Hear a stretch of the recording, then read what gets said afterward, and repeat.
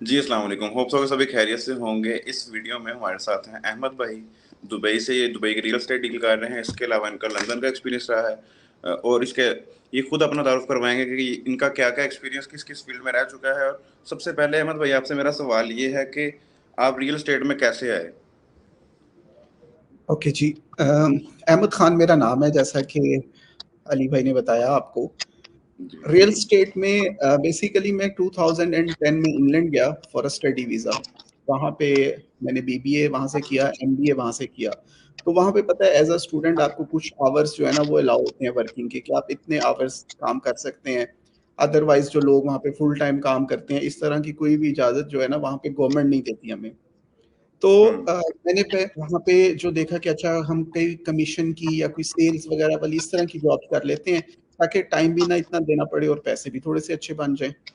तो मुझे वहाँ पे एक दोस्त थे मेरे, जो ऑलरेडी रेंटल का काम कर रहे थे लंदन में। तो उन्होंने मुझे कहा कि आप रियल एस्टेट ज्वाइन कर लें, रेंटल का काम करें यहाँ पे, कमीशन अच्छा बन जाया करेगा और आपको ज़्यादा आवर्स काम भी नहीं करना पड़ेगा, और मोस्टली आप काम घर से भी कर सकते हैं, कि आपको एक फ़ोन चाहिए होता है, बस नंबर चाहिए होते हैं।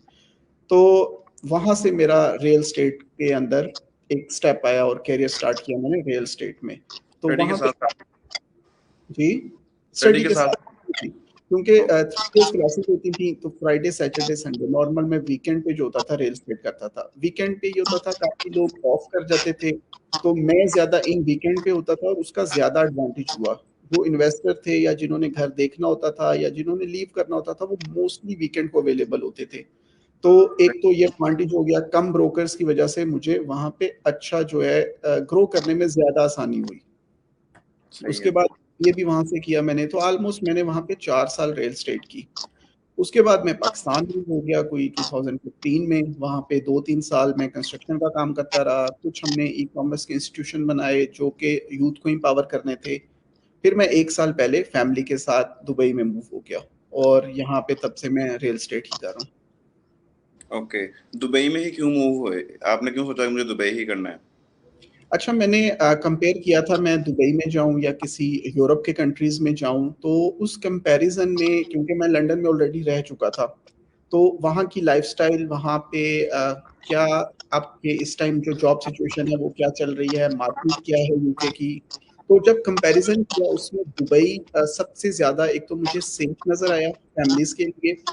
सेकंड थिंग कि आपने अगर पाकिस्तान आना है, तो आप अगर सुबह को आते हैं तो दोपहर को आप पाकिस्तान होते हैं। 2 टू 3 आवर की आपकी फ्लाइट है पाकिस्तान आने की, और लैंग्वेज बैरियर इतना ज़्यादा नहीं होगा आपकी फैमिली के लिए। मल्टीकल्चरल सिटी है, अगर बच्चों की एजुकेशन भी आपने करानी है, उसके लिए भी मुझे एक one of the best place in the world जो अभी है वो दुबई लगा। सही है। सो अभी मेरा फर्स्ट क्वेश्चन आपसे ये होगा कि जैसे मैंने सुना है कि दुबई में हम प्रॉपर्टी ओन नहीं कर सकते टोटली। लेट्स से कि वो 100 साल लीज पे मिलती है, ऐसा कुछ सुनने में आता है मार्केट में। तो हुँ, बहुत सारे दोस्तों ने भी मुझसे यही सवाल पूछा था फेसबुक पे, मैंने जब बताया कि यार मुझे ना इनसे सवाल हुँ। करने हैं। तो ये क्या है, इसकी क्या रियलिटी है? जैसे कि मेरे पास 1 करोड़ रुपए इन्वेस्टमेंट है या 10 करोड़ इन्वेस्टमेंट है, वो मैं इन्वेस्ट करता हूँ, तो 100 साल तक ही मेरी प्रॉपर्टी होगी या वो क्या है? वो स्टोरी जरा समझा दें हमें प्लीज। ओके, अच्छा, यहाँ पे ना कुछ प्रॉपर्टीज़ होती हैं जो लीज़ होल्ड होती हैं, और कुछ प्रॉपर्टीज़ होती हैं जिनको हम फ्री होल्ड कहते हैं। इन दोनों में डिफरेंस क्या है? अच्छा, जो लीज़ होल्ड होती हैं वो आप लीज़ कर सकते हैं up to 99 year.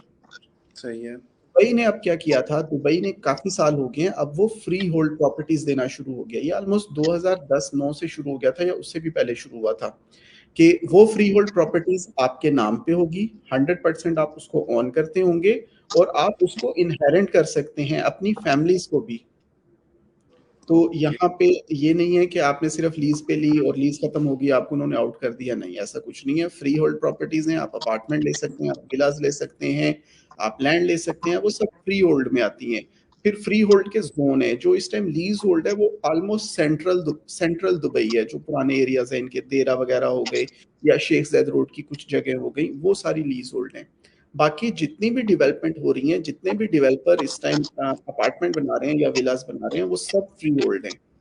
You own it, inherit it, और वो लाइफ टाइम के लिए आपका है। ये सिर्फ दुबई में है या पूरे यूएई में इसी तरह से हो आप गया? सब जगह पे होना शुरू हो गया है। शारजाह में भी फ्री होल्ड घर और प्रॉपर्टीज आना शुरू हो गई हैं, अबू धाबी में भी हो गई हैं, रसल खैमा में भी हो गई हैं। सही है। ओके। सो मेरा नेक्स्ट क्वेश्चन है, मैंने लिखे हुए हैं थोड़ा सा, इसलिए आपको भी बताता हूँ, क्योंकि काफ़ी सारे दोस्तों ने नीचे कमेंट्स में पूछे हुए थे, उन्हीं के सवाल मैं आपसे शेयर करता जा रहा हूँ।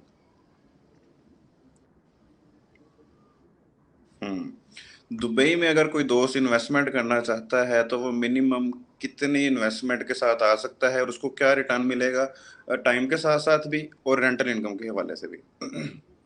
ओके, फर्स्ट थिंग, दुबई में देखिए दो किस्म की प्रॉपर्टीज में लोग इन्वेस्ट करते हैं। एक प्रॉपर्टीज होती हैं रेडी टू मूव, जिसको हम सेकेंडरी मार्केट कहते हैं। एक प्रॉपर्टीज होती हैं आपकी जिसको हम प्राइमरी मार्केट कहते हैं या अंडर कंस्ट्रक्शन कहते हैं हम लोग। अच्छा, जो सही है। सेकेंडरी मार्केट है उसमें तो आपने फुल अमाउंट देनी है, जितने की प्रॉपर्टी होगी और प्रॉपर्टी आपके नाम हो जाएगी। रेंटल इनकम वेरी करती है एरिया टू एरिया, कौन से एरिया में आप इन्वेस्ट कर रहे हैं। नॉर्मल जो यहाँ पे रेंटल इनकम है आपकी वो 8% आ जाती है इजीली आफ्टर एवरी एक्सपेंस। 8% का मतलब ये है कि 10 से 12 सालों में आपकी प्रॉपर्टी के पैसे पूरे हो जाते हैं। अगर आप करते हैं इन्वेस्टमेंट जिसको प्राइमरी मार्केट कहते हैं, अंडर कंस्ट्रक्शन, जो 3 या 4 सॉरी, साल में प्रॉपर्टी। मैं काट रहा हूँ, लेकिन मुझे ये समझना है कि जो सर आपने पहली टर्म बताई है हमें, उसमें आपने बताया कि रेंटल इनकम से हमारी इन्वेस्टमेंट दूसरी रिकवर हो जाएगी 8 से 10 साल में। अगर 10 करोड़ रुपए जी मैंने इन्वेस्ट किया तो वो 8 से 10 साल में मेरे रेंटल इनकम से रिकवर हो जाएगा, प्रॉपर्टी जी मेरी फिर जी, वहां पे स्टैंड कर रही है। प्रॉपर्टी वहीं पे नहीं, देखें प्रॉपर्टी की एप्रिसिएशन भी तो होनी है ना। फॉर वो तो एग्जाम्पल है, अगर मतलब प्रॉपर्टी मेरी है, वो अप्रिशिएट अलग हो चुकी है, और मेरी जो जी, एक्चुअल इन्वेस्टमेंट है, एक्चुअल कैपिटल है, वो मुझे वापस आ चुका है 8 से 10 हाँ, साल में। आपको जो रिटर्न ऑन इन्वेस्टमेंट है आपका वो क्लियर हो चुका हुआ है पूरा ही। अच्छा, सेम अगर हम पाम जुमेरा का देखें, पाम जुमेरा में अगर कोई विला आज से 10 साल पहले 10 मिलियन, 15 मिलियन या 20 मिलियन का था, 10 साल के जी। बाद अभी वहां पे प्राइजेस डबल हो चुकी हुई हैं। मींस के 100% तो कैपिटल एप्रिसिएशन हो गई आपकी। नाइस। रेंटल इनकम आपने 10 साल और खाई, तो इसका मतलब है कि आपका आरओआई कहाँ चला गया। सेम इसी तरह मैं एक एग्जांपल देना चाहूंगा। मैंने लास्ट सितंबर में एक प्रॉपर्टी सेल की थी। यहाँ पे एक एरिया है लामेर बीच का, वहां पे एक पेंट हाउस था जो हमने 8 मिलियन का सेल किया था, 4 बेडरूम था वो। लास्ट मंथ वो अप्रैल में मेरे पास आया था, वही सेम पेंट हाउस सेल होने के लिए 11 मिलियन का। और अभी वहां पे एक होटल बन रहा है, एलवी होटल। अगर वो कंप्लीट हो जाता है, कंप्लीट होने के बाद वही जो 8 मिलियन से अब 11 मिलियन में बेच रहा हूँ, वो ऑलमोस्ट 18 मिलियन में चली जाएगी। सही है। तो इन्वेस्टमेंट के लिए देखें सबसे इंपॉर्टेंट है यहाँ पे आपने ब्रोकर कौन सा चूज करना है। राइट ब्रोकर जो है ना वो ये सारी चीजें आपकी कंप्लीट करवा सकता है। अगर आपका ब्रोकर को नॉलेज नहीं है, ब्रोकर इंफॉर्मेशन उसके पास कम है, तो वो ऑब्वियसली वो अपने पैसे के चक्कर में आपकी तो इन्वेस्टमेंट कहीं भी करा देगा। तो location hmm. Does matter, location very करती है, आपका आरओआई कहाँ से कहाँ चला जाता है। अब कुछ लोग होते हैं जो यहाँ पे मैं आपको कमर्शियल प्रॉपर्टीज का बताना चाहता हूँ। कमर्शियल प्रॉपर्टीज में जो आपका आरओआई है, रिटर्न ऑन इन्वेस्टमेंट है, वो आपकी 22% तक भी जा सकती है। 22% is a huge ROI I am talking about. ठीक है, अब वो 5 साल में आपके प्रॉपर्टी के पैसे पूरे हो जाते हैं। सही है। तो it's depend, nice. More you invest more money you will make.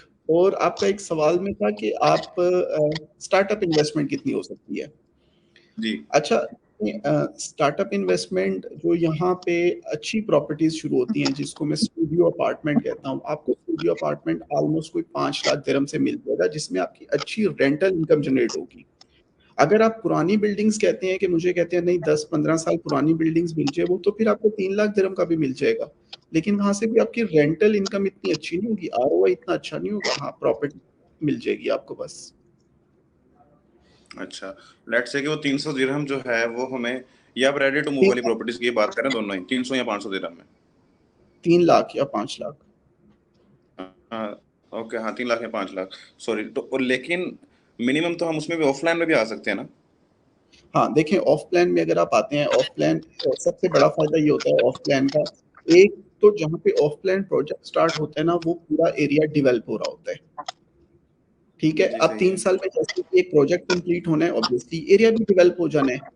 तो एरिया डेवलप होने का मतलब ये है कि जो अभी घर वहां पे 5 लाख का है, जैसे ही एरिया डेवलप होता है 3 साल में, हम उसमें 10 से 12% कैपिटल एप्रिसिएशन कह रहे होते हैं कि 10 से 12% कैपिटल एप्रिसिएशन हर साल मिल जाएगी। तो जब तक आपको हैंड ओवर होता है वो 3 साल में, क्योंकि 30% प्राइजेस तो वैसे ही इंक्रीज हो गई वहां पे। नाइस। सही है।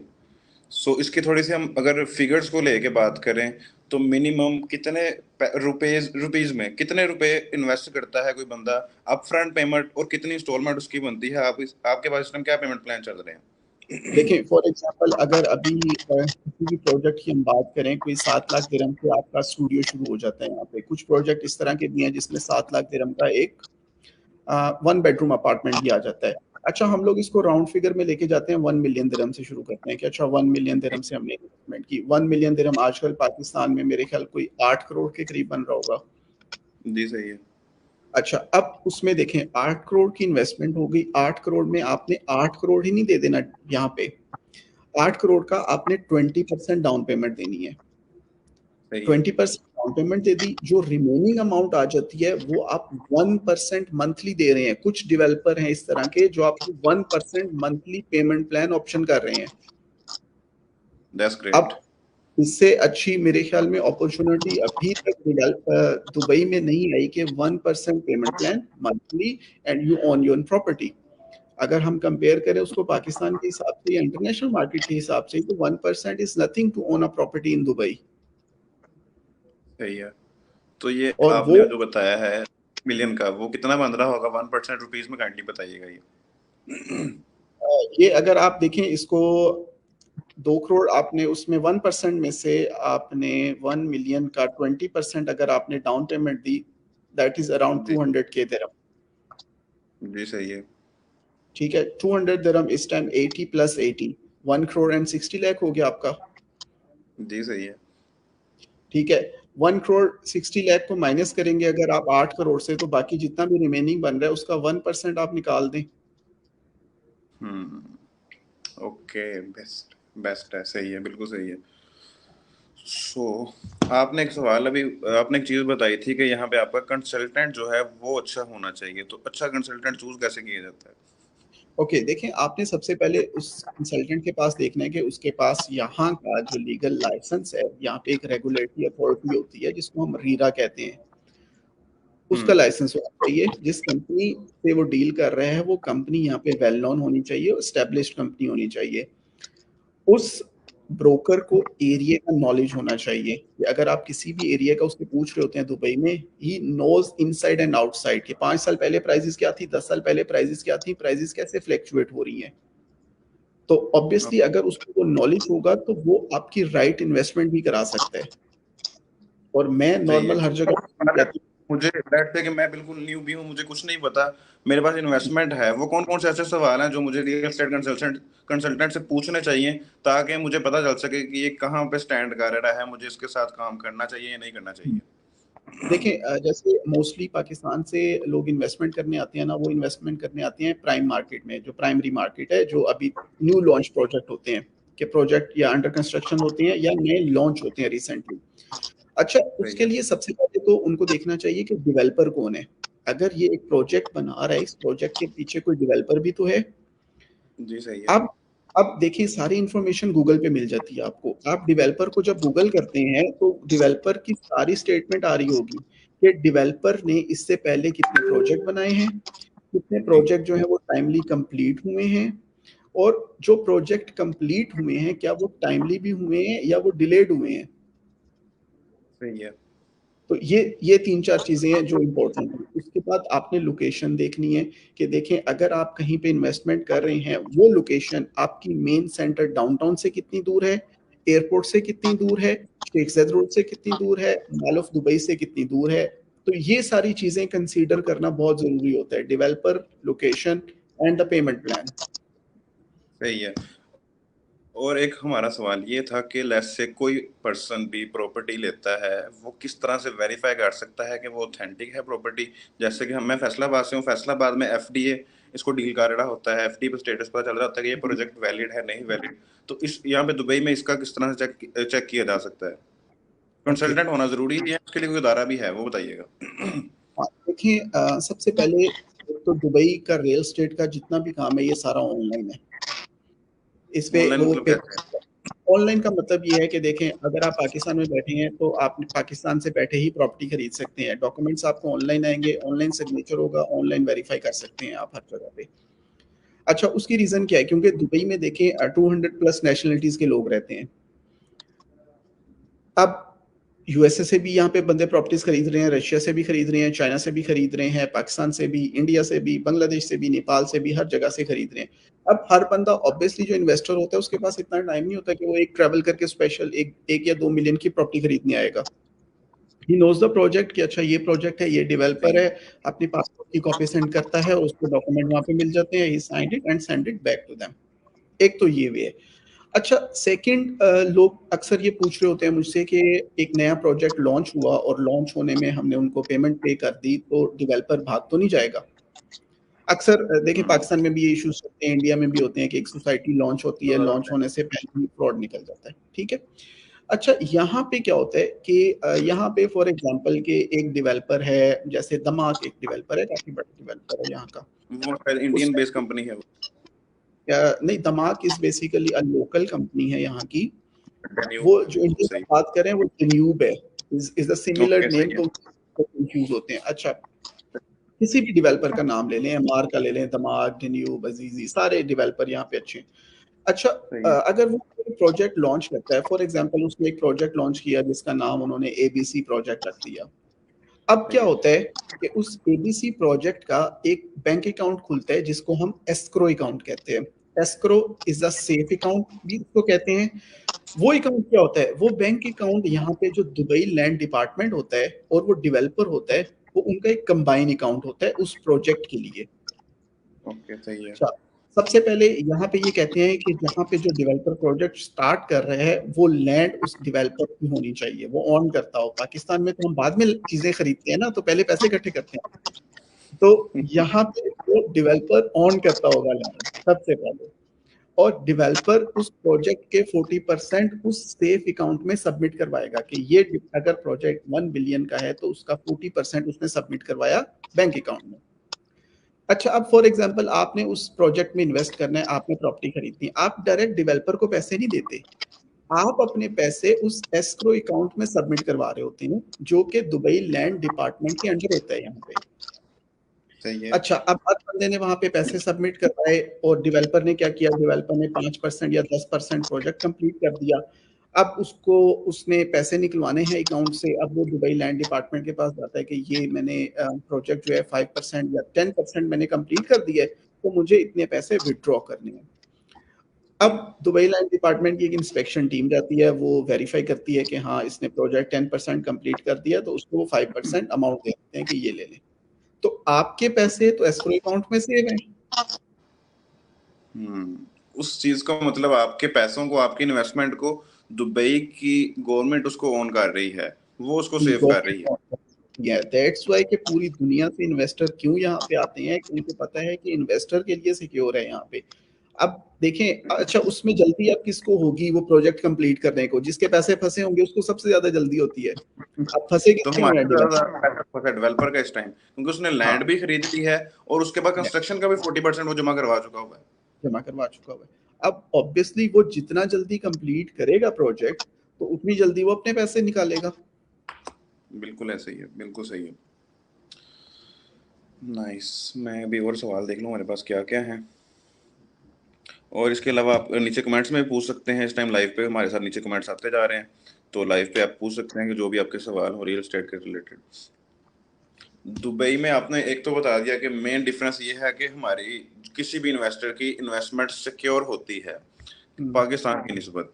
और अगर देखा जाए कि बहुत सारे लोगों के माइंड में ना अभी भी सवाल है, आपने तो एक बहुत आसान बता दिया कि घर बैठे हम प्रॉपर्टी खरीद सकते हैं दुबई में, लेकिन इसका टोटल प्रोसेस है क्या है, किस तरह से, जैसे कि मैं पाकिस्तान में बैठा हुआ हूँ, आप मुझे कैसे सिक्योर फील करवाएंगे और कैसे मुझे आप कन्विंस करेंगे कि भाई आप दुबई में आपको इन्वेस्टमेंट करनी चाहिए और ये सिक्योर, और इसकी क्या क्या डॉक्यूमेंटेशन है, क्या क्या रिक्वायरमेंट्स है।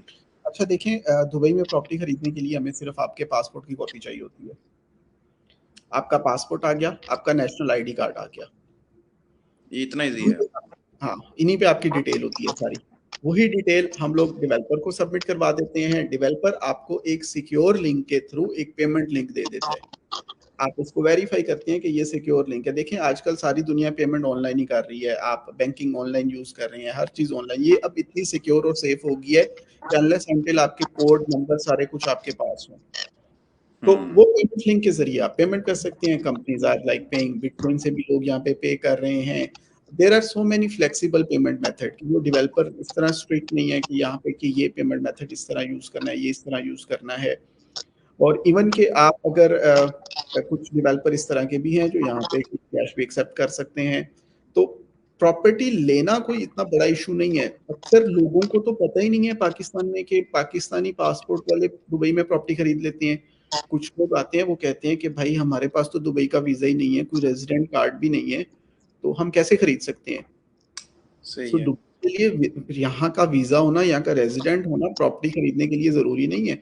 हमारे पास काफ़ी इन्वेस्टर हैं जो क्वेटा से भी आते हैं, तो वो यहाँ पे कभी आए ही नहीं है, 3-3 4-4 प्रॉपर्टीज़ हैं उनके नाम पे। सिर्फ़ वो रेंटल इनकम जो आती है वो जनरेट करके उनको मिल रही है, वो एन्जॉय कर रही है। बिल्कुल सही है। अभी पाकिस्तान के हालात की वजह से बहुत सारे लोग मूव करना चाह रहे हैं पाकिस्तान से। तो हुँ। आपके पास क्या कोई ऑप्शन या कोई अपॉर्चुनिटी है उनके लिए कि वो अपने इन्वेस्टमेंट भी ले हैं, और शायद कोई गोल्डन वीज़ा का भी बात चल रही है, वो भी बताइएगा गोल्डन वीज़ा कितने इन्वेस्टमेंट पे मिल रहा है और वो किस तरह से मिलता है? और गोल्डन वीज़ा होता क्या एक्चुअली? ओके।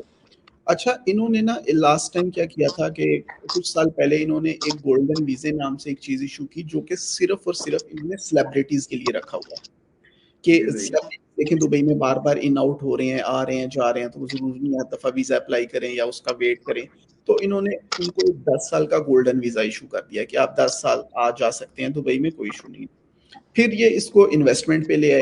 इन्वेस्टमेंट पे ये लेके आए थे 20 मिलियन से इन्होंने स्टार्टअप लिया कि 20 मिलियन की जो इन्वेस्टमेंट करेगा दुबई प्रॉपर्टी में या दुबई के किसी भी बिज़नेस में या दुबई के बैंक्स में रखते हैं, तो आपको ये गोल्डन वीज़ा इश्यू कर देते हैं।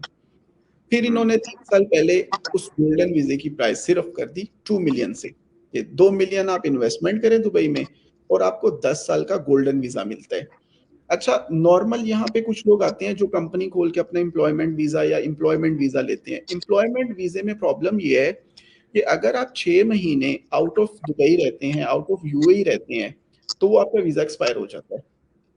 आपको 6 ओके। महीने में इन होना ज़रूरी है। अच्छा, जो गोल्डन वीज़ा है, गोल्डन वीज़े के लिए ये शर्त नहीं है। आपका 10 साल का वीज़ा है, आप बेशक 5 साल बाहर रहें, 2 साल बाहर रहें, वो 10 साल के लिए वैलिड है और वो ऑटोमैटिक अपडेट हो जाता है, फिर 10 साल के लिए लग जाएगा। ये तो स्टार्टअप हो रहा है 2 मिलियन से। अच्छा, 2 अब मिलियन ये 1 करोड़ 60 लाख रुपए बनेगा पाकिस्तानी? ये आपका नहीं, 2 मिलियन आपका बनेगा 8 और 8, 16 16 करोड़। करोड़, 16 करोड़। हाँ, अच्छा ओके। ये इसमें टोटल कैश देना है हमें ये? हाँ, ये आप प्रॉपर्टी में टोटल इन्वेस्टमेंट कर सकते हैं, लेकिन कुछ लोग कहते हैं कि अच्छा ये जो है ना अगर ज़्यादा अमाउंट है, देखिए उसके लिए उन्होंने फिर एक 2 साल का वीज़ा किया जिसको हम ग्रीन वीज़ा भी कहते हैं या इन्वेस्टमेंट वीज़ा भी कहते हैं। वो आपको सिर्फ़ और सिर्फ़ 7,50,000 दिरहम की प्रॉपर्टी खरीदने में मिल रहा है। वो पाकिस्तानी बता दें काइंडली कितना बनता है? हाँ, पाकिस्तानी आपका जो इस टाइम बन रहा होगा वो ऑलमोस्ट कोई 6 करोड़ के करीब बन रहा होगा। 6 करोड़ रुपए में कितने साल का हमें वो वीज़ा मिल रहा है, ग्रीन 3 पासपोर्ट, ग्रीन साल वीज़ा? का, 3 साल की भी ऑप्शन है उसमें, 5 साल की भी ऑप्शन है। अच्छा, वो किस तरह से ऑप्शन में डिफरेंस क्या आ रहा है? अच्छा, वो कुछ इन्वेस्टमेंट होती है, कुछ अगर आपने प्रॉपर्टीज़ में कर रहे हैं या बिज़नेस में इन्वेस्टमेंट कर रहे हैं या आपने बैंक में पैसे रखे हुए हैं, तो वो उस हिसाब से वो वेरी कर रहा होता है कि 3 साल का आपको लगा रहे हैं या 5 साल का लगा रहे हैं। But they are hmm. Available. यहाँ पे वीज़े वाला इश्यू या वीज़ एंट्री का इश्यू नहीं है इतना कि लोगों को ये होता है कि हमें एंट्री नहीं मिल रही, आपकी प्रॉपर्टी खरीदी हुई है। अब काफ़ी लोग इस तरह के भी थे जिन्होंने यहाँ पे प्रॉपर्टी खरीदी क्योंकि पाकिस्तान के कुछ सिटीज़ को दुबई वाले वीज़ा नहीं दे रहे विद सम रीज़न्स। लेकिन वो सिर्फ उनका कॉन्सेप्ट है कि अच्छा हमारे सिटीज़ के नाम आ रहे हैं कि हमारा वीज़ा नहीं मिलेगा, ऐसा कुछ भी नहीं है। दुबई गवर्नमेंट ने भी ऐसा अनाउंस किया, ऐसा कुछ भी नहीं है। हो क्या रहा है, अगर किसी की डिटेल कुछ गलत चलेगी, देखिए आप जब किसी से वीज़ा लगवाते हैं ना, काफ़ी लोगों का कॉन्सेप्ट था कि ये डिस्ट्रिक्ट वालों के वीज़े नहीं लग रहे।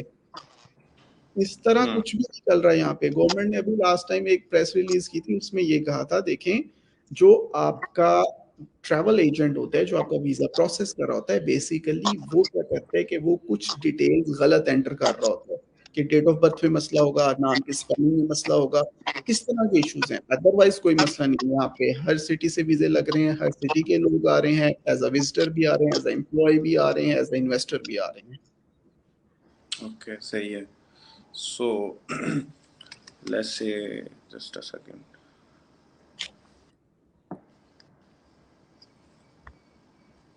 जैसे कि Dubai business tax free zone है, तो हुँ, रियल एस्टेट के हवाले से इसकी क्या लॉज हैं? ओके, देखें, टैक्स, लोग कहते हैं ना टैक्स आते हैं, टैक्स बाकी कंट्रीज में मैं कंपेयर करना चाहूँगा इसमें, आप लंदन को कंपेयर कर सकते हैं, आप न्यूयॉर्क को कंपेयर कर सकते हैं, आप पेरिस को कंपेयर कर सकते हैं। वहाँ पे एक तो आपका रेंटल इनकम पे टैक्स है। रेंटल इनकम के अलावा अगर आपने 1 मिलियन की प्रॉपर्टी खरीदी है और उसकी कैपिटल एप्रिसिएशन होके 1.5 मिलियन हो जाती है और आप उसको सेल करते हैं तो उस पे भी टैक्स है आपका। दुबई में रेंटल इनकम पे जीरो टैक्स है, कोई टैक्स नहीं है। कैपिटल एप्रिसिएशन जितनी मर्जी होती है आप बेचते हैं, उस पे भी कोई टैक्स नहीं है। ओके, तो इस पे किसी चीज पे टैक्स आ रहा है वैसे रियल एस्टेट में? ना खरीदते हुए आप कह रहे हैं, ना बेचते हुए आ रहा है, ना रेंटल पे आ रहा है, किसी तरह टैक्स आ रहा है इसके अलावा? जी, जी, इसमें देखिए एक दुबई लैंड डिपार्टमेंट फीस होती है, वो फीस फिक्स है। भी आप प्रॉपर्टी परचेज करते हैं यहाँ पे, आपको 4% फी पे करनी होती है। 4% पे करनी है total amount of total amount, investment? हाँ, वो प्रॉपर्टी बेशक 5 लाख की है या 5 मिलियन की है या 500 मिलियन की है, सही है। ओके, सही है। तो ये सो फिक्स है, 4% इज द फिक्स। हम्म आप अभी, अब अभी आपकी अगर बात की जाए तो आप किन किन प्रोजेक्ट्स में डील कर रहे हैं रियल एस्टेट में? दुबई दुबई के कौन कौन से प्रोजेक्ट आपके पास हैं अभी? ओके, इस टाइम दुबई में अपार्टमेंट्स में भी मैं डील करता हूँ, विलाज में भी डील करता हूँ, कमर्शियल प्रॉपर्टीज में भी डील कर रहा हूँ। अगर मैं डेवलपर देखूँ तो इस टाइम जो हमारी कंपनी है is called Empire one global real Estate, आप उसको गूगल भी कर सकते हैं। हम लोग ऑलमोस्ट यहाँ पे जितने भी डेवलपर हैं सबके साथ रजिस्टर्ड। ओके, सही है। सो आपके लेट्स से कि आपसे किसी ने कॉन्टेक्ट करना हो, वो पूछना चाहे कि यार मुझे अभी मेरी इतनी इन्वेस्टमेंट है, तो आपके उसके अलावा उससे क्या क्या सवाल होंगे ताकि वो दुबई में इन्वेस्टमेंट कर सके? क्या किस तरह के आप सवाल करते हैं उनसे? मैं एक फ्रेंडली सा एनवायरनमेंट क्रिएट करना चाह रहा हूँ दोस्तों के साथ। राइट, या सॉरी, ओके, बेसिकली इन्वेस्टमेंट के हवाले से सबसे पहले देखो, इन्वेस्टमेंट का पता होना चाहिए आपको कितनी इन्वेस्टमेंट है, जी, सही है। कब कर सकते हैं। ठीक है, सम टाइम यह होता है कि दुबई में हम एक प्रॉपर्टी दिखाते हैं किसी को और वो भाई जो है ना वो कह रहे हैं कि मैं अभी सोचता हूँ 1-2 महीने में यहाँ पे गेम चेंज हो जाती है। ये तो हम मोस्ट ऑफ द टाइम यहाँ पे ये वर्ड यूज कर रहे होते हैं, गेम चेंज हो जाएगी। क्या दुबई में रियली ये होती है गेम चेंज? ये सिर्फ अल्फाज ही होते हैं, जिस तरह के हम पाकिस्तान की मार्केट में कह रहे होते हैं कि हाइप क्रिएट करने के लिए कि हम्म, अब नहीं तो कभी नहीं। हाँ, नहीं नहीं, देखिए दुबई में कुछ प्रोजेक्ट इस तरह के होते हैं कि जो मॉर्निंग में लॉन्च होते हैं और वो 3 से 4 घंटे में वो पूरा प्रोजेक्ट बिक चुका होता है। अच्छा, मतलब इसके अब इसके पीछे क्या है? दुबई अ, अ, है ऐसी चीज है, या यहाँ पे इसका इन्वेस्टर ज्यादा है? क्या वजह वजह होती है जिस वजह से वो 2 से 3 घंटे में आप कहते हैं टोटल प्रोजेक्ट ही सोल्ड आउट है? हाँ, देखें, कुछ लग्जरी प्रोजेक्ट इस तरह के होते हैं, जैसे कुछ डेवलपर बहुत फेमस हैं, जैसे MR is a very famous developer, कि एमआर का जो प्रोजेक्ट लॉन्च होता है और आप इस बात पे बिलीव नहीं करेंगे कि लोगों के चेक हमारे पास पड़े होते हैं कि यार जैसे ही ये प्रोजेक्ट लॉन्च होता है जस्ट डिपॉजिट इट। और सही है। अगर उसकी क्यू में सुबह 9 बजे क्यू लगना शुरू होती है, अगर आप 9:30 क्यू में जाते हैं तो क्यू में आप इतना पीछे होते हैं कि आपकी बारी नहीं आती वहां पे। क्यों, क्या होती है? ओके, फॉर एग्जांपल के एक प्रोजेक्ट शुरू हुआ, उसने 70 विलास बनाए।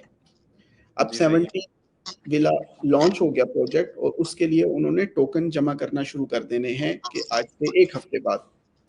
अब सही देखें, है। अब मैं भी सुबह वहां पे पहुंचूंगा, बाकी जो जितने भी ब्रोकर हैं वो भी अपने क्लाइंट के साथ पहुंचेंगे।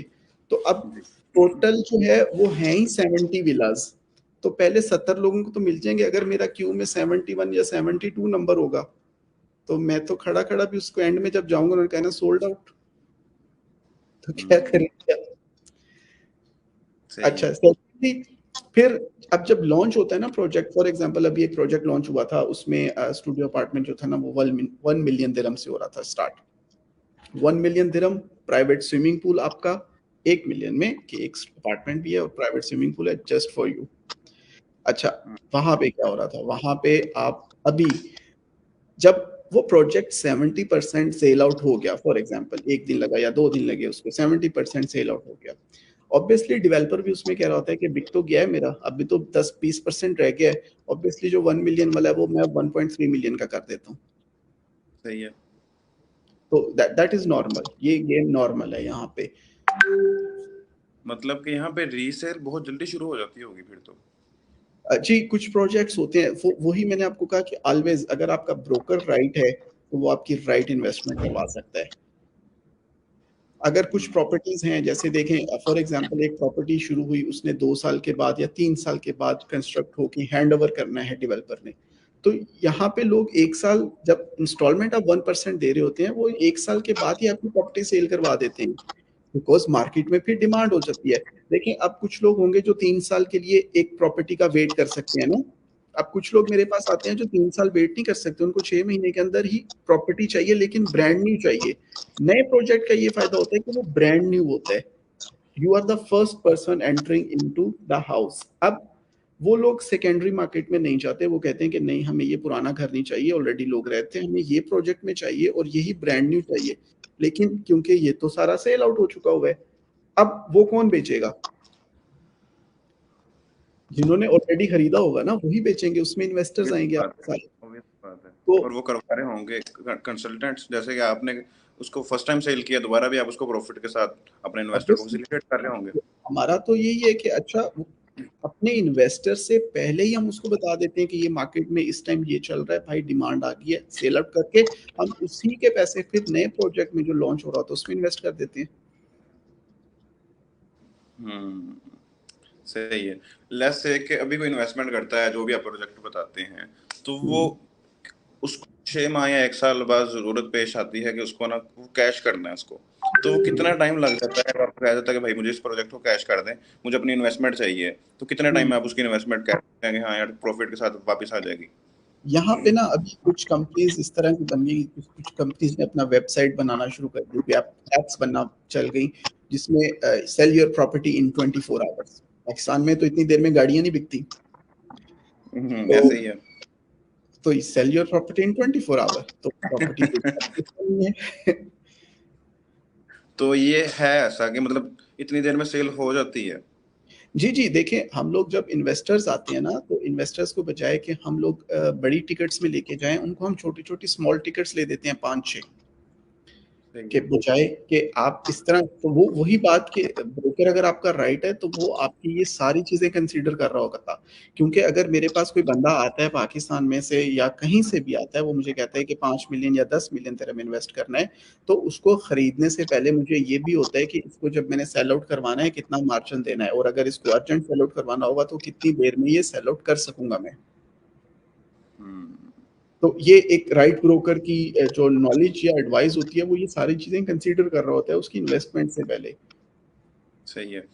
मतलब कि उसकी क्वालिटीज में ऐड होता है। अभी बहुत सारे पाकिस्तानी में रियल एस्टेट कंसल्टेंट्स हैं जो कि सोच रहे हैं कि अभी ना पाकिस्तान की मार्केट बहुत डेड हो चुकी है, तो हमें दुबई की तरफ मूव करना चाहिए। तो ऐसी कौन सी क्वालिटीज उनमें होनी चाहिए, ऐसी कौन सी स्किल्स होनी चाहिए, या उनको अभी सीख लेनी चाहिए वो स्किल्स, ताकि वो दुबई की रियल एस्टेट मार्केट में आके काम कर सकें? अच्छा, दुबई की मार्केट सबसे इम्पोर्टेंट चीज इज वेरी ट्रांसपेरेंट। हमारा जो एजेंट या ब्रोकर का कॉन्सेप्ट होता है ना, कि फिल्में बहुत सुनाते हैं, स्टोरीज बहुत चलती हैं, भाई मार्केट फुल ट्रांसपेरेंट है। फॉर एग्जांपल, एक डेवलपर ने अगर एक प्रोजेक्ट लॉन्च किया ना, पाकिस्तान में तो आपने ये भी देखा होगा कि डेवलपर एक प्रोजेक्ट लॉन्च करता है तो वो सारे डीलरों के पास डिफरेंट प्राइसेस होती है ना, कोई कम भी करके बेचता है, कोई ज्यादा भी करके बेचता है। अच्छा, यहाँ पे इस तरह का नहीं है, एक डेवलपर ने रेट इशू कर दिया, वो सबके पास वही रेट है। अब डिफरेंस क्या होएगा? देखिए, अगर यहाँ पे 2 ब्रोकर है, एक मैं भी हूँ, दूसरा ब्रोकर भी है, उसके पास भी डेवलपर भी है, वो सेम प्रोजेक्ट कर रहा है। अच्छा, उसमें डिफरेंस क्या आता है आपका, कि आप उसको जब गाइड कर रहे होते हो कि आपका ये डेवलपर क्यों चूज करना है, उसकी रीजन क्या है चूज करने की, आपने ये एरिया क्यों चूज करना है, आपकी उस एरिया में कितनी ग्रिप है। तो जब आप ये चीजें क्लाइंट को कंसीडर करके बताते हैं कि अच्छा, ये एरिया क्यों चूज कर रहे हैं, इस एरिया में कितनी मैनमेड लेक्स हैं, इस एरिया में ट्रैफिक कितनी ज्यादा जैम होती है, इस एरिया में पार्किंग आपको इजीली मिल जाएगी, ये सारी चीजें कंसीडर करनी है। पीक आवर्स में कितनी ट्रैफिक होगी, अगर पीक आवर्स नहीं है तो कितनी ट्रैफिक होगी, एयरपोर्ट से कितना दूर होगा, ये चीजें एक कंसीडर करनी। ठीक है, जितना ज़्यादा आप सबसे पहले एरिया को स्टडी करेंगे, तो वो उतना ही ज़्यादा ईज़ी हो जाता है क्लाइंट को गाइड करना। अब एक प्रोजेक्ट है, मैं सिंपल कह रहा हूँ, अगर एक प्रोजेक्ट मुझे पसंद नहीं है, तो मैं कभी भी अपने इन्वेस्टर्स को वो प्रोजेक्ट पिच नहीं करता। सबसे सही है। पहले जो भी प्रोजेक्ट आप किसी को पिच कर रहे हैं, आपको उसको लाइक करना सबसे ज़रूरी है। ओके, सही है। ये चीज़ें। ओके, लेकिन मैं इसको मज़ीद डीप में समझना चाह रहा हूँ कि अभी क्योंकि इस्लामाबाद के बहुत सारे दोस्तों ने मुझसे सवाल किया है ये कि हमें मूव करना है दुबई में। तो हुँ। आपने तो ट्रांसपेरेंट वाली बात तो बता दी, लेकिन स्टेप्स नहीं बताया कि कौन कौन से स्टेप्स होंगे मूव करने के लिए। वो उनको हुँ। एज इट इज़ आ जाना चाहिए, यहाँ पे आके वो जलील होते हैं। मैंने अभी पिछले दिनों में आगे देखा है, बहुत सारे लोग यहाँ पे दुबई में जलील हो रहे होते हैं, बाद में वापस चले जाते हैं ताकि वो रह सकें वहाँ पे, सर्वाइव कर सकें। अगर वो लेट्स से कि अपने पाकिस्तान से कुछ इन्वेस्टमेंट इतनी लेकर आए एज अ बैकअप कुछ मंथ्स के लिए, या क्या मशवरा है आपका? अच्छा देखें, आपको पता है कि रियल एस्टेट की जहाँ पे भी ब्रोकरेज की जॉब होती है, वहाँ पे एक तो फिक्स सैलरी कहीं पे भी नहीं होती। सही है। रियल एस्टेट की जॉब दुबई में है, ये टोटल कमीशन बेस्ड होती है। अच्छा, ओके। मैं नॉर्मल उनको ये रिकमेंड करता हूँ कि अगर आप दुबई में आ रहे हैं तो एटलीस्ट आपके पास 6 महीने का आपका एक्सपेंस होना चाहिए। 6 महीने आप रह सकती हैं यहाँ पे, 6 महीने आप ट्रैवल करें यहाँ पे, 6 महीने आप खाना-पीना खाएँ, इतना एक्सपेंस होना चाहिए कि आप उसमें 6 महीने कवर कर दें। उसके बाद आपको रियल एस्टेट का नॉलेज होना चाहिए। अच्छा, लोग यहाँ पे आके दुबई को स्टडी करते हैं, तो जब आपका एक प्लान बन चुका है कि आपने दुबई में आके रियल एस्टेट ही करना है, आपने माइंडसेट भी बनाया हुआ है, तो you should start studying Dubai कि दुबई की रियल एस्टेट मार्केट क्या थी, प्राइसेज़ कहाँ पे थी, किस तरह आ रही हैं, कितने डेवलपर हैं दुबई में, कौन-कौन से डेवलपर ने कौन-कौन सा प्रोजेक्ट कंप्लीट किया है और कौन से डेवलपर का नया प्रोजेक्ट चल रहा है। ये सारी इन्फॉर्मेशन ऑनलाइन अवेलेबल है। अच्छा, उसके बाद यहाँ पे जब आपने एक कोई भी ब्रोकरेज एजेंसी जॉइन करनी है, तो आपने मेक श्योर करना है कि उस कंपनी की हिस्ट्री अच्छी हो। वो ब्रोकरेज कंपनी जो है वेल नोन हो। आप गूगल में करके देख लें कि टॉप जो ब्रोकरेज कंपनीज़ हैं, वो कौन-कौन सी हैं। ऑब्वियसली एज़ अ न्यूबी तो आपको यहाँ उसमें जॉब भी नहीं मिलती। तो आपने सिर्फ़ देखना है कि किस कंपनी के साथ आप लग रहे हैं, उस कंपनी में इस टाइम की जो टीम बैठी हुई है, वो कितनी एक्सपीरियंस है। और ये चीज़ें मेन है कंसीडर करने के लिए। वो कंपनी आपको प्रॉपर ट्रेनिंग भी देगी कि नहीं? क्योंकि सम टाइम ये होता है कि लोग यहाँ पे बैठे रहते हैं 1 हफ्ता, 2 हफ्ता, 3 हफ्ता, उनको मार्केट में भेज दिया जाता है। लेकिन देखें, विदाउट डूइंग एनी ट्रेनिंग कैसे आप किसी को मार्केट में भेजेंगे? वो कंपनी प्रॉपर आपकी ट्रेनिंग करवाए, वहाँ पे मेंटर मौजूद होने चाहिए, एक्सपर्ट जो हैं वो आपके रियल एस्टेट के यहाँ पे मौजूद होने चाहिए, वो आप कंपनी जॉइन करें और 6 महीने का अपना बजट आप पॉकेट में रख के आएँ। 6 महीने का बजट कितना हो? देखिए, एवरेज यहाँ पे अगर वो आके शेयरिंग में रूम वगैरह भी लेते हैं या इस तरह भी करते हैं, को आपको वो 500-600 में वो मिल जाता है। 300 आपका कोई ऑलमोस्ट ट्रैवल एक्सपेंस हो जाएगा और 300-400 ही आपका खाने-पीने का लग जाएगा। आप ऑलमोस्ट आप कंसीडर कर लें कि देखें 1200 से 1500 आपके पास होना चाहिए पर मंथ? पर मंथ के लिए। ओके, सही है। सो ब्रोकरेज की जो सी कंपनीज हैं वो किस तरह से हमें मिल सकती हैं, और उनको कैसे कांटेक्ट किया जा सकता है, और उनका क्राइटेरिया क्या होगा? ये तो आपने बता दिया कि हमें कौन सी चूज करनी चाहिए, हुँ, लेकिन उनका भी क्राइटेरिया होता होगा ना बंदा रखने के हुँ, लिए। हुँ। अच्छा देखिए, अगर आपको डिफरेंट लैंग्वेजेज़ आती हैं, one of the best things. आप अच्छा। देखें, आपकी इंग्लिश टॉप नॉच होनी चाहिए, गुड इंग्लिश। अब यहाँ पे देखें, हमें क्या फ़ायदा होता है कि इंग्लिश भी अच्छी है, उर्दू भी अच्छी है, उर्दू हिंदी वालों के साथ भी चल जाती है और बेसिकली लाहौर से हूँ मैं, पंजाबी भी आती है, तो पंजाबी, इंडियन, पाकिस्तानी, सरदार सबके साथ वो भी चल जाती है, इंग्लिश भी अच्छी है। और एक और चीज़, लोग यहाँ पे आके ना फिर कोई डिफरेंट लैंग्वेज नहीं सीखते। जैसे अब मैंने कुछ-कुछ रशियन भी सीखना शुरू कर दिया क्योंकि रशिया से इन्वेस्टर्स बहुत ज़्यादा आता है यहाँ पे। तो आपको मार्केट का ट्रेंड पता होना चाहिए कि अच्छा, मैं अगर यहाँ पे इतना टाइम रह रहा हूँ, मुझे ये चीज़ें करनी चाहिए। अगर आप अपना करियर बनाना चाह रहे हैं रियल एस्टेट में, सेल्स, मार्केटिंग में, इस तरह की चीज़ में, तो ऑब्वियसली आपको अकॉर्डिंग टू मार्केट ट्रेंड चलना पड़ता है। तो सही आप है। ये अगर आपको 3-4 चीज़ें हैं आप में और आप में सेलिंग की जो स्किल्स हैं वो हैं। अच्छा, सेलिंग स्किल्स से ज़्यादा ना मैं सेलिंग कैपेसिटी की बात कर रहा हूँ। सेलिंग कैपेसिटी क्या होती है कि आप में बेयर करने की, बर्दाश्त करने की जो है ना वो चीज़ें होनी चाहिए। क्योंकि अगर आप को एक क्लाइंट आपको कहता है कि ठीक है, मैं प्रॉपर्टी पसंद है, सारा कुछ पसंद है, मैं ले रहा हूँ और कल आप फ़ोन करते हैं, वो कहता है नहीं ले रहा। तो आप डिसहार्ट नहीं होना होता सेल्स में। सेल्स और मार्केटिंग की ऐसी जॉब है कि आपकी बहुत-बहुत कम जगहों पे जाके डील्स नहीं हो रही होती। बट डोंट गेट डिसहार्ट उसमें। अगर आप 6 महीने लगा लेते हैं तो आपकी अच्छी डील्स होना शुरू हो जाती हैं। आपको पता चल जाता है कि मार्केट क्या है, किस तरह मैंने क्लाइंट को कैप्चर करना है और माइंड आपका थोड़ा-सा ना स्ट्रॉन्ग माइंड होना चाहिए, पेशेंस होना चाहिए आप में।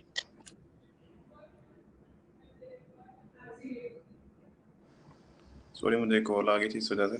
सो नो इश्यू। अच्छा जी। इसके अलावा आप भी क्योंकि काफ़ी सारे इन्वेस्टर के साथ कम्युनिकेट करते रहते हैं, तो आप कुछ शेयर करना चाहेंगे इसके हवाले से? मैं बाकी सवाल देख लूँ तो। देखिए, अभी तक तो काफ़ी इस तरह का है कि पाकिस्तान में लोगों को पता ही नहीं हो रहा कि दुबई में इन्वेस्टमेंट किस तरह करनी है या क्या वेज हैं इन्वेस्टमेंट करने के। लोग पूछते भी नहीं है। मैं एक क्लाइंट से बात कर रहा था, तो he is a multi millionaire in Pakistan, लेकिन उनको पता नहीं था कि अच्छा, दुबई में भी प्रॉपर्टी खरीद सकते हैं। तो उन्होंने गाइड किया कि हाँ, दुबई में भी खरीद सकते हैं, इस तरह भी खरीद सकते हैं। और एक बेसिकली एक कॉन्सेप्ट जो मैं लेके चल रहा होता हूँ इन्वेस्टर्स को गाइड करने के लिए, वो आपसे मैंने ऑफ द रिकॉर्ड भी डिस्कस किया था, जिसको मैं रिच इन्वेस्टर पुअर इन्वेस्टर कह रहा होता हूँ। जी। कि वो बेसिकली रिच इन्वेस्टर वो होता है जो आउट ऑफ द बॉक्स सोच रहा होता है। देखिए, दोनों इन्वेस्टर्स के पास पैसे हैं, दोनों बिलियनियर्स हैं, दोनों के पास आप 100-100 करोड़ रखा हुआ है, लेकिन वाई वो एक 100 करोड़ वाला 1000 करोड़ पे चला जाता है, वो 100 वाला 100 पे ही रहता है या 150 पे चला जाएगा। उसकी रीजन ये होती है कि वो देखें रिस्क टेकर होता है, वो बॉक्स से बाहर भी सोच रहा होता है। अब पाकिस्तान में आप 50 करोड़ की प्रॉपर्टी खरीदें और उसकी रिटर्न्स देखें, और वही प्रॉपर्टी आप 50 करोड़ की बाहर खरीदें और उसकी रिटर्न देखें, आप पाकिस्तान में तो हर साल उस तरह की बना सकते हैं एक प्रॉपर्टी। अच्छा। तो इस तरह के जो माइंडसेट बेसिकली होना चाहिए। सेकंड, अच्छा, दुबई क्यों चूज करना चाहिए, ये भी एक बड़ा वैलिड क्वेश्चन होता है इन्वेस्टर्स के लिए कि अच्छा, कि दुबई के अलावा देखें वो लंदन में भी तो प्रॉपर्टी खरीद सकता है, वो न्यूयॉर्क में भी खरीद सकता है, तो वो दुबई को क्यों चूज कर रहा हो। अच्छा, सबसे पहले दुबई देखें, the safest city on the earth, इसमें मैं कहूंगा। अच्छा। सिक्योर फॉर द इन्वेस्टर, के इन्वेस्टर के लिए जैसे इन्होंने गोल्डन वीजा, टैक्स फ्री, और हर बंदा इन्वेस्ट कर सकता है यहाँ पे, ये चीजें हो गई। सेकंड, इकोनॉमी सबसे इंपॉर्टेंट रोल प्ले करती है आपका। अच्छा, देखिए, लोग अक्सर सोच रहे होते हैं कि मिडिल ईस्ट में या जीसीसी गल्फ कंट्रीज में सब लोग यूएई में इन्वेस्ट क्यों कर रहे होते हैं, बाकी भी तो कंट्रीज है ना। अच्छा, उनका एक बड़ा अच्छा सा आंसर है। देखिए, जितने भी मिडिल ईस्ट या गल्फ के कंट्रीज है ना, उनका किसी ना किसी दूसरे अपने ही कंट्रियों के साथ कुछ ना कुछ कंफ्लिक्ट चल रहा होता है। आपने कभी यूएई का सुना, यूएई का किसी कंट्री के साथ कंफ्लिक्ट हुआ हो? नहीं, ऐसा कभी नहीं सुना। तो इसका मतलब है इकोनॉमी तो बहुत अच्छा रोल प्ले कर रही है ना, कभी भी कंफ्लिक्ट नहीं हुआ किसी कंट्री के साथ। इवन कि अगर आप सऊदीज देखें, कतर्स भी देख लें, बाकी जितने भी कंट्रीज हैं, सबके कॉन्फ्लिक्ट किसी ना किसी के साथ किसी टाइम पे चलते रहे हैं, किसी के अभी चल भी रहे हैं। अच्छा, एक और चीज, देखिए, आपकी करेंसी स्टेबल होना सबसे जरूरी है। पाकिस्तान में 10 साल पहले डॉलर का रेट देख लें और अब देख लें,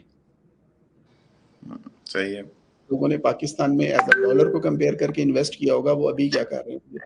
यहाँ पे अवर 30 इयर्स हो गए हैं, डॉलर का रेट सेम ही है, और अच्छा। डॉलर दिरहम डॉलर के साथ प्लज हुआ है, जहाँ पे भी करेंसी कुछ ऊपर नीचे होती है, वो डॉलर और दिरहम का रेट सेम ही है। ओके, ये मुझे नहीं पता था वैसे। अच्छा, तो आप ये देख लें। और फिर यहाँ पे अच्छा, कुछ इन्वेस्टर्स ना मुझे अक्सर कह रहे होते हैं, देखिए, पाकिस्तान में हम इस्लामाबाद में रहते हैं, मोस्ट लग्जरी हाउस है हमारे पास, सारा कुछ है। डन हो गया, ठीक हो गया। मैं उनको कहता हूँ, सर, आपने सबसे अच्छी गाड़ियां भी रखी होंगी पाकिस्तान में? जी बिल्कुल रखी हुई है। ओके, आपने अपना घर बहुत अच्छा बना लिया, लग्जरी घर हो गया, आप जिस रोड पे रहते हैं वो रोड तो वही है ना वहाँ पे, आपने ड्राइविंग भी वहीं करनी है, वो भी वही सड़कें हैं वहाँ पे। तो कुछ लोग इस तरह की अल्ट्रा लग्जरी लाइफ के लिए भी दुबई शिफ्ट हो जाते हैं कि ठीक है यार, हमारे पास पैसे भी हैं, सब कुछ भी है, हम लोग वहाँ पे रहते हैं। अच्छा, फिर एजुकेशन वाइज भी बच्चों के आपको देखें, अब कुछ लोग होते हैं जो कहते हैं नहीं, हम बच्चों को इंग्लैंड भेज देते हैं, वहाँ पे वो ब्रिटिश स्टडीज कर देंगे, या हम यूएसए भेज देते हैं, वो अमेरिकन स्टडी कर लेंगे। अब मैं उनको कहता हूँ, देखो, ब्रिटिश अगर आप वो यूके में जाता है तो ब्रिटिश एजुकेशन ही मिलेगी ना, जी। उसको अमेरिकन ब्रिटिश में नहीं मिलेगी। अमेरिका में उसको अमेरिकन ही मिलनी है, वहां पे ब्रिटिश नहीं मिलनी। दुबई में इस टाइम 150 कंट्रीज की यूनिवर्सिटीज हैं, सिर्फ नाइस। दुबई। आपने सही। दुबई में बच्चों को ब्रिटिश एजुकेशन देनी है, ऑस्ट्रेलियन देनी है, कैनेडियन देनी है, अमेरिकन देनी है, आपने कोई भी देनी है, वो यहाँ पे उनके स्कूल्स हैं, इनकी यूनिवर्सिटीज के कैंपसेस हैं। ओके, सही है। Then the health play a very important role, कि आपके हॉस्पिटल्स कितने अच्छे हैं, और ये सारी चीजें यहाँ पे सबसे अच्छी हैं। और इंफ्रास्ट्रक्चर, टॉप नॉच का इंफ्रास्ट्रक्चर बनाया हुआ है इन्होंने। वो तो ऑब्वियस सी बात है। सारी चीज़ें आप लेकिन पाकिस्तान से करीब-करीब मुझे बताएँ कहाँ पे मिलेंगी? अच्छा, फिर सबसे important thing the location, Dubai की लोकेशन। देखें इस टाइम दुनिया की 8 अरब से ज़्यादा पॉपुलेशन है और मोर देन 50% लोग जो हैं वो दुबई में ट्रैवल करते हैं विदिन 5 आवर्स में। देखिए पूरा यूरोप यहाँ पे ट्रैवल कर सकता है, अफ्रीकन ट्रैवल कर सकते हैं, पाकिस्तानी, एशियन जितने भी कंट्रीज़ हैं वो 4 से 5 घंटे में यहाँ पे पहुँच जाते हैं। सही है। सो तो ये गोल्डन के साथ एक, सॉरी मैं आपकी बात काट रहा हूँ, मेरे माइंड में भी एक सवाल आया था कि गोल्डन वीज़ा के साथ कौन कौन सी ऐसी फैसिलिटीज़ होती हैं जो इन्वेस्टर को मिल जाती हैं, जो ओके गोल्डन नॉर्मली नहीं मिलती? हाँ, गोल्डन वीज़े में देखें सबसे इम्पोर्टेंट चीज़ें आपकी फैमिली आ सकती है पूरी, आपके पेरेंट्स आ सकते हैं यहाँ पे, आपके एक गोल्डन वीज़े पे। अच्छा, सही है, नाइस। और कौन सा ग्रीन वाला है, ग्रीन में भी इसी तरह से हो रहा है? जी, जी, ग्रीन में भी इसी तरह से हो रहा है और उसके बाद आप अपना बिज़नेस कर सकते हैं। अपना बिज़नेस करने के लिए आपको यहाँ पे नॉर्मल आपने सुना होगा कि जब लोग यहाँ पे बिज़नेस करते हैं, उनको लोकल पर्सन की रिक्वायरमेंट होती है कि एक लोकल उन्होंने कफ़ील जिसको कहते हैं हम लोग। गोल्डन वीज़े पे इस तरह की कोई रिक्वायरमेंट नहीं है। आप अपना बिज़नेस कर सकते हैं, इंडिपेंडेंट कर सकते हैं और किसी बंदे की ज़रूरत नहीं है आपको। गोल्डन वीज़ा के लिए डॉक्यूमेंटेशन कोई अलग से है या वही पासपोर्ट और आईडी कार्ड ही है बस? नहीं, नहीं, बस पासपोर्ट या आईडी कार्ड और उसके बाद जो आपने इन्वेस्टमेंट की होती है उसका प्रूफ होता है, दैट्स इट। ओके, नाइस, सही है, बिल्कुल सही है। सो मेरे पास ये सवाल थे और बहुत मज़ा आ रहा है आपसे बात करते हुए। मैं तो सोच रहा हूँ कि दोबारा भी 2-3 दफ़ा आपके साथ इंटरव्यू प्लान किया जाए, ताकि वक्फे वक्फे से भी जो बातें हमारे माइंड में आएंगी वो ज़रूर मार्केट में बताई जा सकें, दोस्तों के साथ शेयर की जा सके, क्योंकि अभी मेरी सोशल मीडिया पे अपना लोगों को गाइड करते रहते हैं चीज़ों के बारे में। सो आप काइंडली अपने मुझे सोशल प्लेटफॉर्म्स बता दीजिएगा ताकि सारे दोस्तों के साथ वो शेयर हो जाए। जी इंस्टा पे अवेलेबल हूँ मैं इस टाइम जी। फेसबुक पे पेज है हमारा और यूट्यूब पे भी है। उसके लिंक्स वगैरह जो है वो मैं आपको सेंड कर दूँगा, आप डिस्क्रिप्शन में डाल दीजिएगा, लोगों के पास चले जाएँगे। जी ठीक है। और आपने अगर आपसे कोई कॉन्टैक्ट करना चाहे तो किस प्लेटफॉर्म के थ्रू?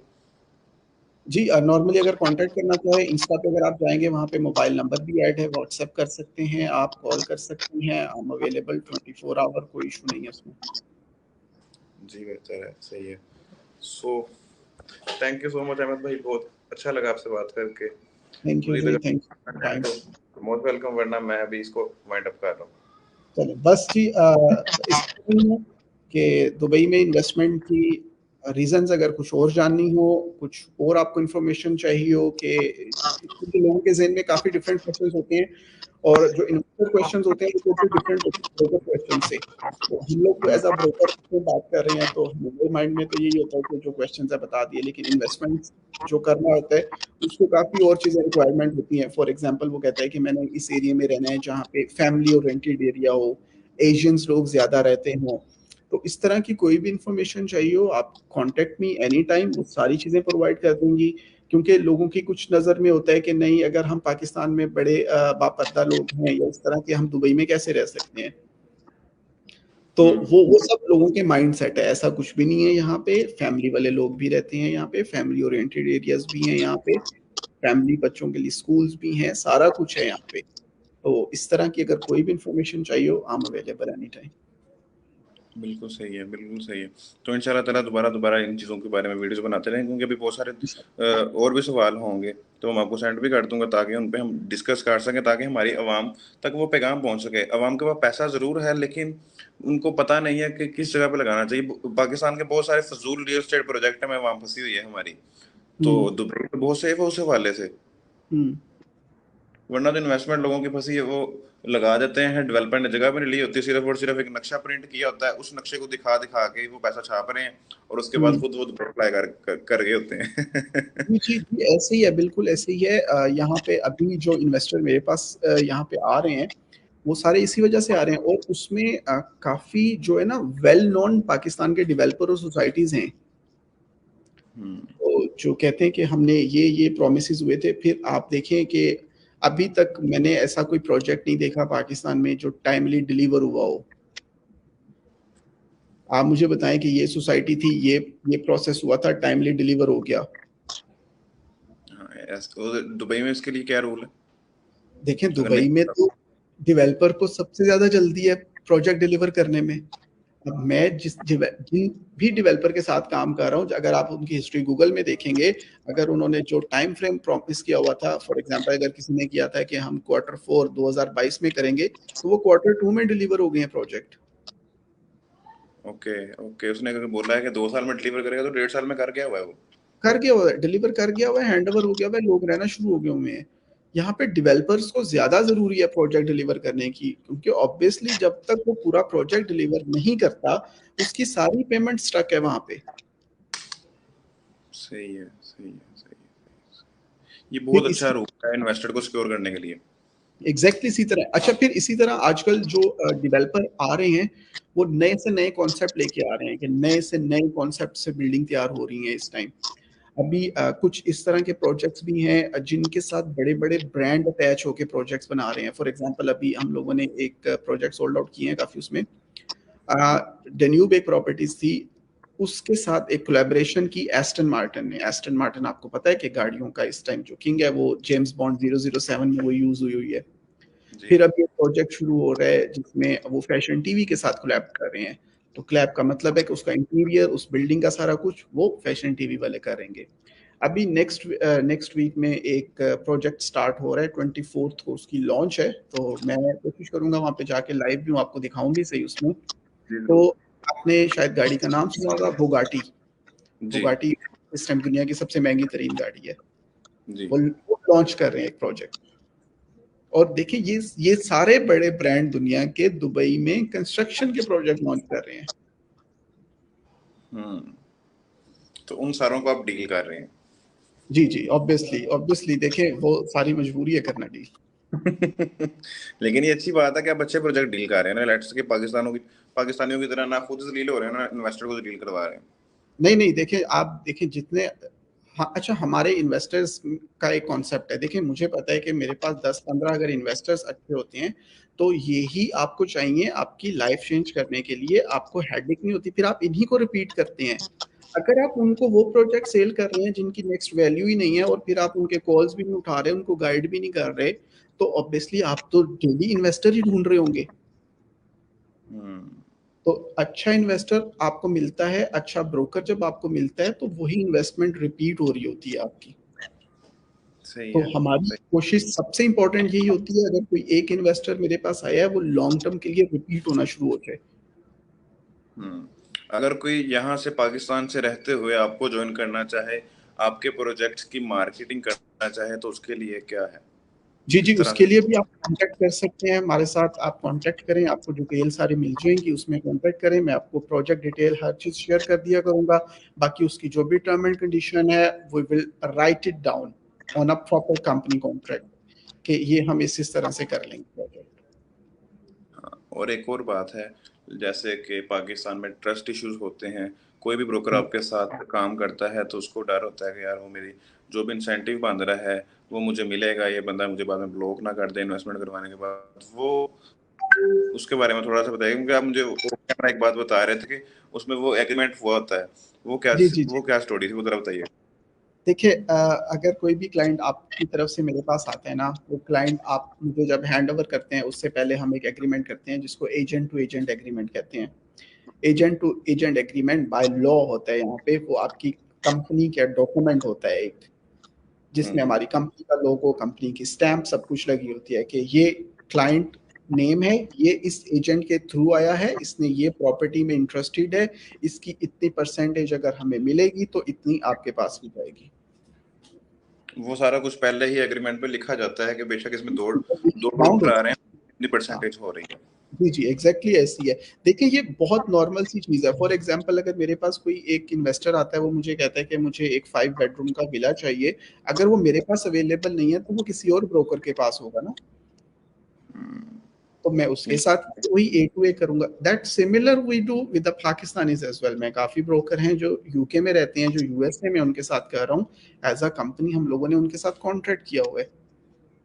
तो सही है। सेकंड थिंग सबसे इंपॉर्टेंट, देखिए जो आपने कहा ना यहाँ पे ब्रोकर्स भाग जाते हैं या इस तरह हो जाता है, वो ब्रोकर वही भागते हैं जिनको सिर्फ एक डील की लालच होती है, कि अच्छा एक डील कर लें तो फिर बस उसका फ़ोन भी देखें। हमारा हमने तो यहाँ पे करियर है हमारा, हमारी कंपनी अच्छी चल रही है, काम अच्छा चल रहा है, तमाम सोशल मीडिया पे इन है। जब आप इन सब प्लेटफ़ॉर्म पे इन होते हैं as a agent, as a broker, तो ऑब्वियसली आपको ये सारी चीज़ें कंसीडर करनी होती हैं, अगर आपने लॉन्ग टर्म रिलेशनशिप पे जाना है। देखिए आज आप मुझे एक इन्वेस्टर देते हैं जो 5 करोड़ इन्वेस्ट कर रहा है, अगर उसी में से ही मैं अपना कमीशन लेके गायब हो जाऊँगा, हो सकता है आपके बैकएंड पे एक और इन्वेस्टर हो जिसने 50 करोड़ इन्वेस्ट करना हो। बिल्कुल ऐसे ही है, बिल्कुल सही बात है। तो ये माइंडसेट ये होना चाहिए आपका। और आपका दुबई में ऑफिस कहाँ पे है, वो भी ज़रूर बताएं प्लीज़ आप। ओके, दुबई का जो ऑफिस है हमारा empire one global real estate के नाम से है। एस्पन कमर्शियल टावर, आप सर्च करेंगे इसको, एस्पन कमर्शियल टावर शेख जायद रोड पे मिल जाएगा। तो डीआईएफसी का एक मेट्रो स्टेशन है, आप मेट्रो स्टेशन के बिल्कुल पास हैं। बिल्कुल सही है। और बुर्ज खलीफा से डाउनटाउन से कितने मुसाफत पे है? जी बुर्ज खलीफा जी हमारी बैक विंडो से नजर आता है। ओके, नाइस, सही जी है। सो बहुत अच्छा लगा अहमद भाई आपसे बात करके, thank you so much. Same to you बातें, जी।